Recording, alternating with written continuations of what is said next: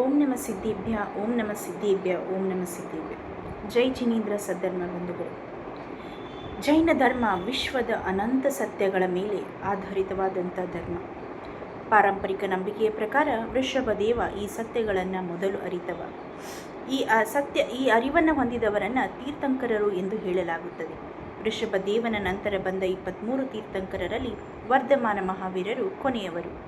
ಜೈನ ಧರ್ಮದಲ್ಲಿ ಸತ್ಯ, ನೀತಿ, ಉತ್ತಮ ನಡವಳಿಕೆಗಳಿಗೆ ಹೆಚ್ಚಿನ ಪ್ರಾಧಾನ್ಯತೆ ಇದೆ.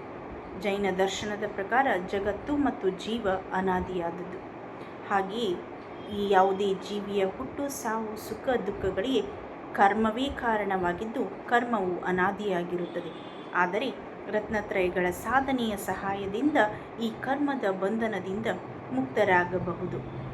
ಇವುಗಳೊಂದಿಗೆ ಜೈನ ಧರ್ಮದಲ್ಲಿ ಪಂಚಾಣು ವ್ರತಗಳನ್ನು ತಿಳಿಸಲಾಗಿದೆ.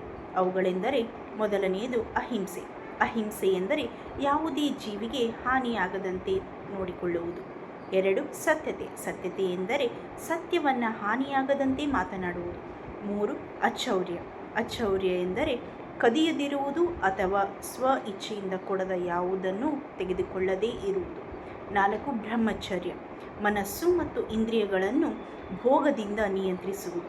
5 ಅಪರಿಗ್ರಹ. ಅಪರಿಗ್ರಹ ಎಂದರೆ ಜನರು, ಸ್ಥಳಗಳು ಮತ್ತು ಭೌತಿಕ ವಸ್ತುಗಳಿಂದ ದೂರವಿರುವುದು. ಈ 5 ತತ್ವಗಳಲ್ಲಿ ಅಹಿಂಸೆ ಮತ್ತು ಅಪರಿಗ್ರಹಗಳ ಬಗ್ಗೆ ವಿವರವಾಗಿ ತಿಳಿದುಕೊಳ್ಳೋಣ. ಅಹಿಂಸೆ. ಅಹಿಂಸೆ ಇದು ಜೈನ ಧರ್ಮದ ಪ್ರಮುಖ ತತ್ವವಾಗಿದೆ. ಇದನ್ನು ಜೈನ ಧರ್ಮದ ಮೂಲಾಧಾರ ಎಂದಲೇ ಹೇಳಬಹುದು.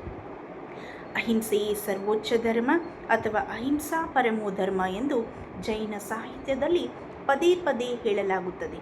ಯಾವುದೇ ಜೀವಿಗೆ ಗಾಯಗೊಳಿಸಬೇಡಿ, ಹಿಂಸಿಸಬೇಡಿ, ದಬ್ಬಾಳಿಕೆ ಮಾಡಬೇಡಿ, ಗುಲಾಮರನ್ನಾಗಿ ಮಾಡಬೇಡಿ, ಹಿಂಸಿಸಬೇಡಿ ಅಥವಾ ಕೊಲ್ಲಬೇಡಿ ಎಂದು ಹೇಳಲಾಗುತ್ತದೆ. ಜೈನ ಧರ್ಮದಲ್ಲಿ ಗಾತ್ರ, ಆಕಾರ ಹಾಗೂ ವಿವಿಧ ಆಧ್ಯಾತ್ಮಿಕ ಬೆಳವಣಿಗೆಗಳನ್ನು ಲೆಕ್ಕಿಸದೆ ಪ್ರತಿಯೊಂದು ಜೀವಿಯೂ ಸಮಾನವಾಗಿದೆ. ಯಾವುದೇ ಜೀವಿ ಇತರ ಜೀವಿಗೆ ಹಾನಿ ಮಾಡುವ ಹಕ್ಕಿಲ್ಲ. ಹಾಗೆ ಪ್ರತಿಯೊಂದು ಜೀವಿಗೂ ಅಸ್ತಿತ್ವದಲ್ಲಿರಲು ಹಕ್ಕಿದೆ.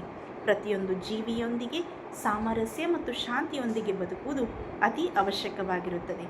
ಪ್ರಾಯೋಗಿಕವಾಗಿ ಹೇಳುವುದಾದರೆ ಅಹಿಂಸೆಯ ಪರಿಪೂರ್ಣ ಆಚರಣೆ ಕಷ್ಟ ಸಾಧ್ಯ. ಏಕೆಂದರೆ ನಾವು ಉಸಿರಾಡುವಾಗ, ನೀರು ಕುಡಿಯುವಾಗ ಹಾಗೂ ಊಟ ಮಾಡುವಾಗ ಸಾವಿರಾರು ಜೀವಿಗಳು ಸಾಯುತ್ತವೆ. ಆದ್ದರಿಂದ ಜೈನ ಧರ್ಮ ಅತ್ಯಂತ ಕೆಳಮಟ್ಟದ ಜೀವಿಗಳನ್ನು ಕೊಲ್ಲುವುದು ನಾವು ಬದುಕುಳಿಯುವ ಆದರ್ಶ ಮಾರ್ಗವಾಗಿರಬೇಕು ಎಂದು ಹೇಳುತ್ತದೆ.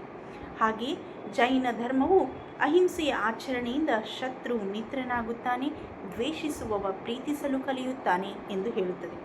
ಜೈನ ಧರ್ಮವು ಅಹಿಂಸೆಯ ಆಚರಣೆಯಿಂದ ಮಾನವ ಹೇಡಿಯಾಗಬೇಕೆಂದಲ್ಲ, ಆದರೆ ಹಿಂಸೆಯನ್ನು ಆತ್ಮಬಲದಿಂದ ಎದುರಿಸಲು ಕಲಿಯಬೇಕು ಎಂಬುದು ಅಹಿಂಸೆಯ ಮೂಲ ಸಂದೇಶವಾಗಿರುತ್ತದೆ.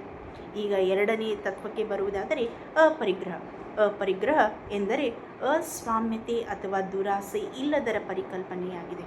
ಇದು ಜೈನ ಪರಿಕಲ್ಪನೆ ಹಾಗೂ ಅಷ್ಟಾಂಗ ಯೋಗ ಮತ್ತು ರಾಜಯೋಗಗಳ ಸಂಪ್ರದಾಯದ ಭಾಗ ಕೂಡ ಆಗಿದೆ. ಅಪರಿಗ್ರಹಗಳ ಸಾಮಾನ್ಯ ಅರ್ಥ ಸಮಯ ಮತ್ತು ಅವಧಿಯೊಂದಿಗೆ ಬದಲಾಗುವ ಸಂಪತ್ತನ್ನು ಅಗತ್ಯವಿದ್ದಷ್ಟೇ ಅಥವಾ ಪ್ರಮುಖವಾದವುಗಳಿಗೆ ಮಿತಿಗೊಳಿಸುವುದು. ಜೈನ ಧರ್ಮವು ಒಬ್ಬ ವ್ಯಕ್ತಿಯು ಹೆಚ್ಚು ಲೌಕಿಕ ಸಂಪತ್ತನ್ನು ಹೊಂದಿದ್ದರೆ ಅದನ್ನು ಪಡೆಯಲು ಅಥವಾ ಉಳಿಸಿಕೊಳ್ಳಲು ಪಾಪ ಮಾಡುವ ಸಾಧ್ಯತೆ ಹೆಚ್ಚಾಗಿರುತ್ತದೆ ಹಾಗೂ ಅವನು ದೀರ್ಘಾವಧಿಯಲ್ಲಿ ಅತೃಪ್ತನಾಗಬಹುದು ಎಂದು ನಂಬುತ್ತದೆ. ಜೈನ ಧರ್ಮವು ಲೌಕಿಕ ಸಂಪತ್ತು ನಮ್ಮಲ್ಲಿ ಬಾಂಧವ್ಯವನ್ನು ಸೃಷ್ಟಿಸುತ್ತದೆ ಹಾಗೂ ಇದು ನಿರಂತರವಾಗಿ ಅಹಿಂಸೆ, ಸ್ವಾರ್ಥ, ಅಹಂಕಾರ, ದ್ವೇಷ, ಅಹಿಂಸೆಗಳಿಗೆ ಕಾರಣವಾಗುತ್ತದೆ ಎಂದು ಹೇಳುತ್ತದೆ. ಭಗವಾನ್ ಮಹಾವೀರರು ಆಸೆಗಳಿಗೆ ಮಿತಿ ಇಲ್ಲ, ಹಾಗೆ ಆಕಾಶ ಒಂದೇ ಅವುಗಳಿಗೆ ಕೊನೆ ಎಂದು ಹೇಳುತ್ತಾರೆ. ಜೈನ ಧರ್ಮ ಲೌಕಿಕ ಸಂಪತ್ತನ್ನು ಹೊಂದುವುದರಿಂದ ನಮ್ಮಲ್ಲಿ ಜನನ ಮತ್ತು ಮರಣದ ಬಂಧನಕ್ಕೆ ಕಾರಣವಾಗುತ್ತದೆ. ಆದ್ದರಿಂದ ನಾವು ಈ ಆಧ್ಯಾತ್ಮಿಕ ಮುಕ್ತಿಯನ್ನು ಹೊಂದಲು ಬಯಸುವುದಾದರೆ ಈ ಎಲ್ಲ 5 ವಸ್ತುಗಳ ಅಥವಾ 5 ಇಂದ್ರಿಯಗಳ ಮೇಲಿನ ಮೋಹವನ್ನು ದೂರ ಮಾಡಬೇಕು ಅಥವಾ ಮಿತಿಗೊಳಿಸಬೇಕು ಎಂದು ಹೇಳಬಹುದು.